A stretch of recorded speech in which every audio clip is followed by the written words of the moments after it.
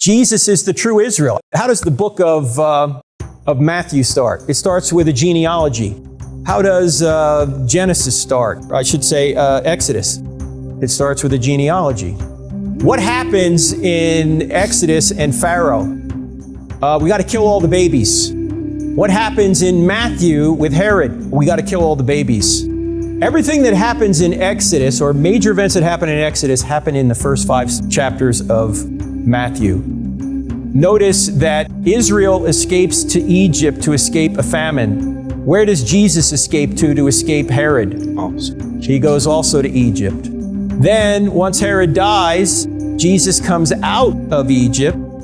And once Moses goes to the Pharaoh, he takes his people out of Egypt. Then he goes and he wanders in the wilderness for 40 years, Moses and the Israelites. Where does Jesus go? He wanders in the desert for 40 days. And he's tempted by who? Satan.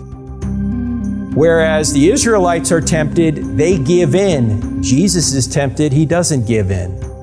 Then the Israelites go to Mount Sinai, and God opens his mouth and he gives the 10 Commandments. Jesus goes to the mount in Galilee, and the first verse of chapter 5 of Matthew, it says, he opens his mouth and he began to teach. Do you see the parallel? God speaks on the mountain in Exodus.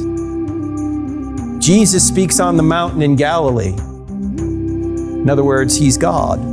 The parallels that Matthew is drawing from Exodus is showing that he's a Jew and he knows Jewish culture, he knows Jewish history, and he's trying to convince the Jews that Jesus is the true Israel.